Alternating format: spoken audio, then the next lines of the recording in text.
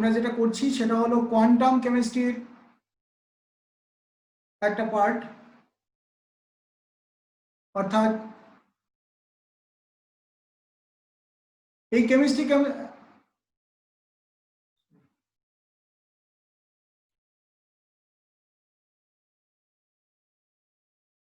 Hello, দেখো আমরা এই কোয়ান্টাম কেমিস্ট্রি এখানে পার্টটা পড়ছি। কোয়ান্টাম কেমিস্ট্রির যে প্রবলেমগুলো আছে, মেনলি ক্যালকাটা ইউনিভার্সিটির এখানে যে প্রবলেমগুলো আছে সেগুলো আমি আলোচনা করছি। পরপর কয়েকটা লেকচার থাকবে, পুরো ধরো 2000-এর পর থেকে 2005 থেকে ধরলাম আমরা 2020 পর্যন্ত আমরা অন্ততপক্ষে ক্যালকাটা ইউনিভার্সিটির প্রবলেমগুলো, বর্ধমান ইউনিভার্সিটির প্রবলেমগুলো কোয়ান্টামে সেগুলো সলভ করব। এখানে ফার্স্ট প্রবলেমটা দেখো, for photoelectric effect in sodium metal the following result are obtained। দেখো একটা এনার্জি ভ্যালু দিয়েছে, এটা হলো তোমার কাইনেটিক এনার্জি, অ্যান্ড একটা ওয়েভলেন্থ দিয়েছে, যে ইলেকট্রনটা জেক্ট হচ্ছে তার ওয়েভলেন্থ দেওয়া হচ্ছে, সেটাকে আমরা আমস্ট্রং এ নিচ্ছি। এনার্জি ভ্যালুটা আগে আছে, অর্থাৎ where Kmax is the maximum kinetic energy of excited electrons and এই A যেটা এখানে এটা বসবে is the wavelength of the incident radiation। আমাদের বলেছে calculate Planck's constant and the work function for sodium। Okay, now we know the instant photoelectric effect equation is nu equal to kinetic energy half mv square plus work function, অর্থাৎ kinetic energy k max plus work function w0। এবার এই new যেটা, নিউটাকে আমরা কি বলতে পারি, nu equal to C by lambda. তাহলে এখানে বসালাম, তাহলে H nu equal to H C by lambda equal to K max plus w0। এবার আমাদের এখানে ভ্যালুটা বলে দিয়েছে কি, যে ওয়েভলেন্থের ভ্যালু এত আমস্ট্রং ইকুয়াল টু এত সেন্টিমিটার, কারণ 1 angstrom equal to 10⁻⁸ centimetre. From the given এই ভ্যালুটা থেকে, এই ইকুয়েশন থেকে আমরা পাই এইচ ইন্টু সি এর ভ্যালু 3 × 10⁻10 সেন্টিমিটার ডিভাইডেড বাই এত সেন্টিমিটার, মানে wavelength equal to K max এত দেওয়া হয়েছে, ডাব্লু জানি না। তাহলে এখান থেকে এইচ এর একটা ইকুয়েশন পেলাম ডাব্লু দিয়ে। দেন আমরা এগেন আরেকটা ভ্যালু এখানে দিয়েছে, এই যে এনার্জি, এইটা ওয়েভলেন্থ আর এটা এনার্জি, সেখান থেকে আরেকটা ইকুয়েশন পেলাম, এইচ ইন্টু যখন লাইটের ভেলোসিটি ইন্টু যখন তার ওয়েভলেন্থ এইটা, তখন আমরা এই জিনিসটা পেলাম। এটা হলো তার kinetic energy in arc, and এটা তার ওয়ার্ক ফাংশন। তাহলে দুটো ইকুয়েশন পেলাম এইচ দিয়ে। তাহলে এই ইকুয়েশন 1 অ্যান্ড ইকুয়েশন 2 থেকে দুটোকে ইকুয়াল করে পাই, বা 2 - 1 করে পাই এটা, অর্থাৎ এই ইকুয়েশন থেকে এই ইকুয়েশন বাদ দিলে এইচ এইচ কেটে গেল, সেখান থেকে আমরা ডাব্লু পেলাম একটা। ডাব্লুটা যদি পেয়ে যাই, যে কোনো একটা ইকুয়েশনে বসিয়ে এইচ এর ভ্যালু আমরা পেয়ে গেলাম, এটা চেয়েছিল। নেক্সট কোশ্চেন ছিল এটার সঙ্গে, given that it is a linear operator ln f1 equal to b f1, f is a function actually, and ln f2 equal to bf2, prove that c1 f1 plus c2 f2, where c1 and c2 are constant, is an eigenfunction is with eigenvalue b। অর্থাৎ এটা আমাদের দেখতে হবে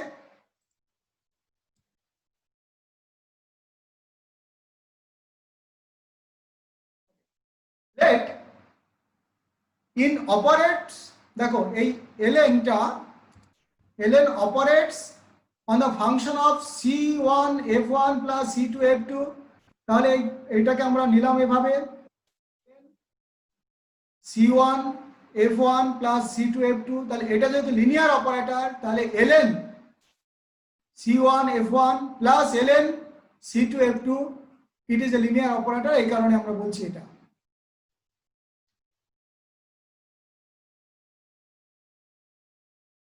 hence আমরা কি বলতে পারি ln g plus f equal to ln g plus ln f এই ইকুয়েশন অর্থাৎ লগ এর যে ইকুয়েশন এইটা মেইনটেইন হয় আর যেহেতু এটা লিনিয়ার অপারেটর তাই আমরা ডাইরেক্টলি ভাবে লিখতে পারি এবার সিটা তো কনস্ট্যান্ট তাহলে ln f1 plus c2 ln f2 অর্থাৎ c ln cf equal to সিটা বাইরে চলে আসে as it is the linear operator ln টা লিনিয়ার অপারেটর হওয়ার জন্য নাও তাহলে আমরা এটা লিখতে পারি কারণ ln f1 যেটা সেটাকে আমরা এইভাবে তাহলে এটা লিখতে পারি যে এটা b f1 এই যে এখান থেকে আমাকে বলে দিয়েছে যেটা যে ln f1 equal to b f1 তাহলে এখানে আমি বসিয়ে দিলাম জাস্ট এই যে ln f তার মানে ln f1 যদি হয় তাহলে b f1 এখানে b f2 ক্লিয়ার b টাকে কমন নিলাম তাহলে এই ফাংশনটাকে আবার ফেরত পেলাম তার মানে ln এটা equal to b okay b into original function এই অরিজিনাল ফাংশন হলো এটা এই পুরোটা right so a b is the eigen value and eta holo eigen function hence amra we can write it is an eigen function of linear operator in b is the eigen value clear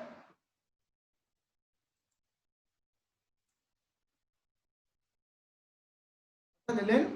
linear operator ln and b is the eigen value তারপরে কি question পরে question দিয়েছিল এরকম estimate the minimum uncertainty in the x component of the velocity of an electron whose position is measured to an uncertainty attometer অর্থাৎ 1.0 into 10 to the power minus 10 meter okay তো Heisenberg uncertainty principal অনুসারে according to Einstein দেখো Heisenberg uncertainty principal we know delta x into delta px always greater than equal to h by 4 pi এবার এই delta p যেটা delta p টা হলো momentum operator তাহলে এটা কি বলবো m into delta v অর্থাৎ মোমেন্টাম মানে হলো mv তাহলে এটা যেহেতু চেঞ্জ হচ্ছে তাহলে মাসের তো চেঞ্জ হয় না চেঞ্জ হয় ভেলোসিটি অর্থাৎ delta x into m into delta v greater than equal to h by 4 pi আর এটা যেহেতু x ডিরেকশন তাই vx নিয়েছি ওকে hence we can write delta x into delta vx greater than equal to h by 4 pi m এই m টাকে এদিকে multiply করলাম cross multiplication আর delta x ছিল আমাদের আনসার্টেনিটি অফ পজিশন সেটা আমাদের ভ্যালুটা দেওয়া ছিল 1.0 into 10 to the power minus 10 meter and delta vx uncertainty in the x component of velocity of given state clear তাহলে delta vx equal to এটা কি হবে এদিকে মাল্টিপ্লাই করলাম এই v টাকে এদিকে মাল্টিপ্লাই করলাম সরি x টাকে এদিকে মাল্টিপ্লাই ডেল্টা v টাকে এদিকে রাখলাম এটা এবার সব ভ্যালুগুলো বসালাম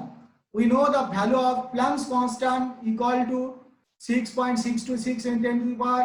minus 34 joule second the joule second okay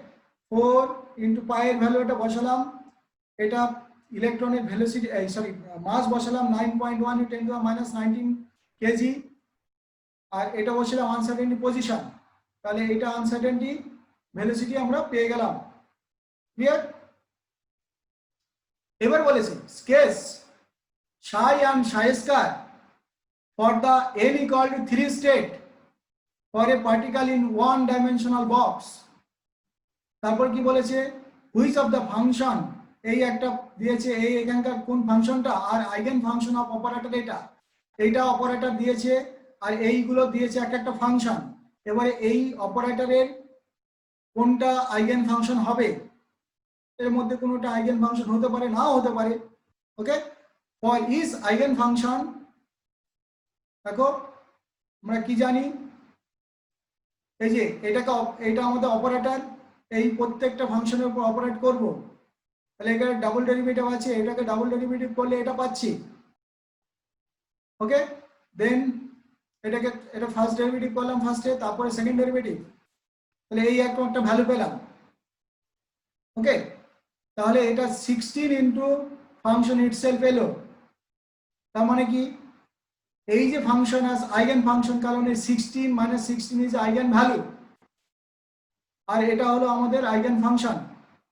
original ফাংশনটা ছিল। তাহলে এই ফার্স্ট ফাংশনটা হলো আমার কি eigen function of the operator d2 dx2। এবারে এই 5x3 এটা দেখছি, এটাকে ডাবল ডেরিভেটিভ করে আমরা যেটা পেলাম সেটা কিন্তু আমরা ফের ওই ফাংশনটা ফিরে পাইনি, অর্থাৎ অরিজিনাল ফাংশনটা এখানে নেই। তার মানে এটা কি বলবো, since the original function is not obtained after the operation, তার মানে 5x3 is not eigen function of d2 dx2। এটাকে দেখি, এটা ফিরে আসার চান্স আছে, এই যে e টু দি পাওয়ার আছে, তাহলে এখানে ফার্স্ট ডেরিভেটিভ করলাম, এটা পেলাম। এবার এটাকে আবার সেকেন্ড ডেরিভেটিভ করছি, ঠিক আছে, এই যে সেকেন্ড ডেরিভেটিভ, অর্থাৎ এটা ফার্স্টে করলাম একবার, এটা পেলাম, তারপরে আরেকবার ডেরিভেটিভ করলাম, এটা পেলাম। তার মানে এই যে ফাংশনটা e টু দি পাওয়ার এটা ফেরত পেয়েছি, অরিজিনাল ফাংশন এসছে, কিন্তু তার সামনে আমাদের কত রয়েছে, যে 25 ইন্টু 3 ইন্টু এইটা, অর্থাৎ অরিজিনাল ফাংশন ছিল এইটুকু। তার মানে এইটা একটা ওয়েব, এই যে এটা হলো আমার আইগেন ভ্যালু, আর এই পুরো ফাংশনটা ছিল eigen function, because eigen function operator পরে ফেরত আসবে। বেশ, এটাকে দেখি d2 dx2 ln 2x, তাহলে এটা কি হবে, এটাকে আমরা যখন ডেরিভেটিভ করলাম এরকম একটা ভ্যালু পেলাম, অর্থাৎ সেটা কখনোই ফিরে আসেনি, অর্থাৎ অরিজিনাল ফাংশনটা ছিল এটা, এইখানে ফাইনাল ফাংশনটা এটা আছে, অর্থাৎ since original function is not obtained after the operation, hence ln 2x is not the eigen function of d2 dx2। এবার এটাকে দেখি sin 3x, sin 3x কে ডাবল ডেরিভেটিভ করে আমরা এটা পেলাম, অর্থাৎ এইখানে আমরা sin 3x টা আবার ফিরে পেয়েছি, অর্থাৎ -9 is the eigen value and sin 3x is the eigen function, অর্থাৎ ফাংশন ইটসেলফ এটা ফিরে এসেছে, since sin 3x is an eigen function of d2 dx2 and -9 is the eigen value. পরের কোশ্চেন, এইটার জন্য ডিজেনারেসির জন্য আমাদের অ্যাক্সিডেন্টাল ডিজেনারেসির একটা লেকচার আমার কিন্তু আছে, দেখবে ওখানে আমি ইউটিউবে আপলোড করে রেখেছি। Okay, for a particle in a 2-dimensional rectangular box with sides of length L1 and 2L1 so that 2, 2 and 1, 4 states are accidentally degenerate. এই অ্যাক্সিডেন্টাল ডিজেনারেসি নিয়ে লেকচার আছে একটা, সেটা শুনবে। তারপরে দেখো আমি তো শুধু এখানে প্রবলেম আনসার করছি। For a particle in 2-dimensional rectangular box with side of length L1 and L2 the energy eigenvalue, দেখো কত নিচ্ছি, এই যে আমাদের যে ভ্যালুটা ছিল অ্যাকচুয়ালি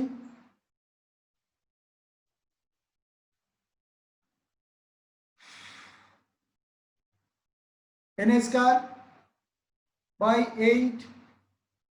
m, এখানে l স্কয়ার, আর এইখানে যেটা ছিল x y z যেগুলো ছিল,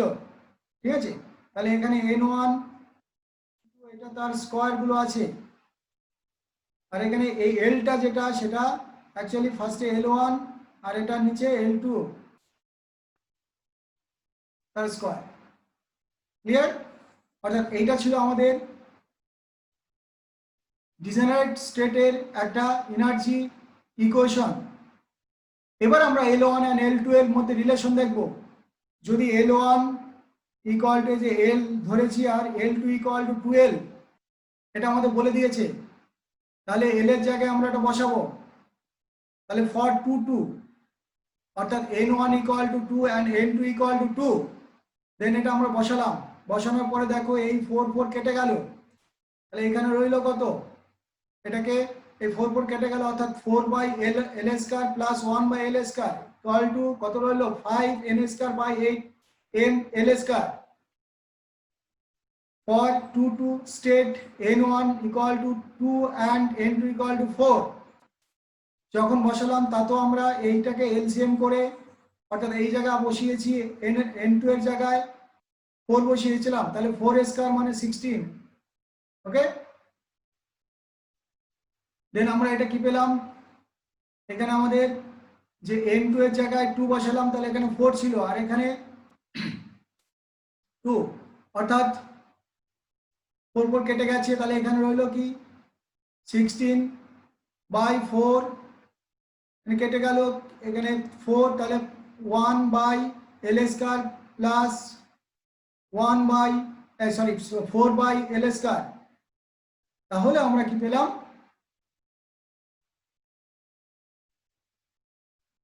তোমার 5 N square by 8 M L square. আবার অর্থাৎ এই সিমিলারলি আমরা যখন একবার n এর জায়গায় 1 বসালাম, একবার 4 বসালাম, একবার 2 বসালাম, 2 বসালাম, n1 equal to 2, n2 equal to 2 বসিয়েছি, আরেকবার n1 ইকুয়াল টু 1, একবার n1 ইকুয়াল টু 4 বসিয়েছি, তাতেও দেখা যাচ্ছে এই এনার্জি ভ্যালুটা অ্যাক্সিডেন্টালি সেম চলে এলো, তাই এদেরকে বলা হয় অ্যাক্সিডেন্টালি ডিজেনারেট। এই ইকুয়েশনে বসানোর পরে এবার কি বলছে, ফাইন্ড অ্যান এক্সপ্রেশন ফর, এটার অ্যাভারেজ দেখো পি স্কয়ার অ্যাভারেজ, অর্থাৎ মোমেন্টামের অ্যাভারেজ এটা জানো। In the case of n equal to 2 state of a particle in one dimensional box without performing an explicit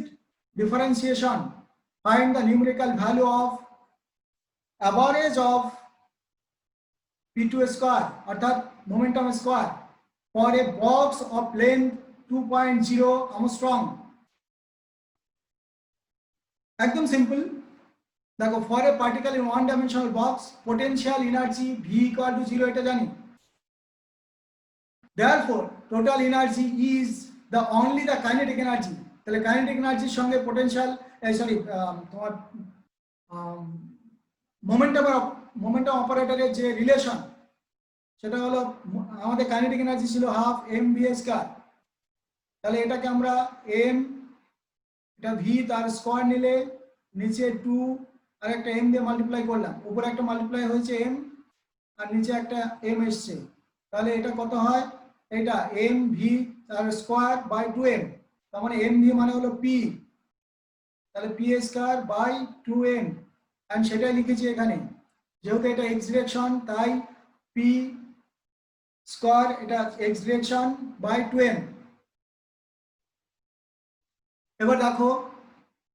total E equal to kinetic energy plus potential energy, এবার potential এনার্জিটা 0, তাহলে এটাই হলো kinetic energy. একদম simply এইভাবে তোমাকে বোঝাতে হবে। Again total energy for a particle in one dimensional box n square h square by 8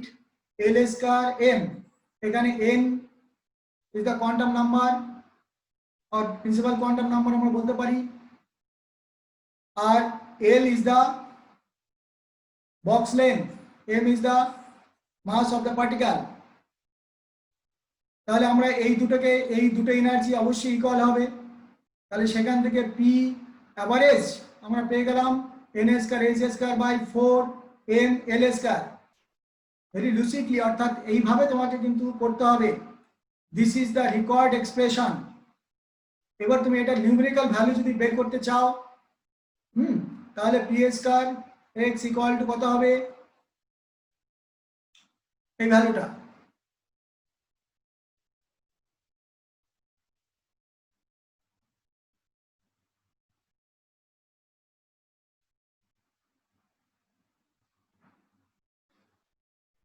clear?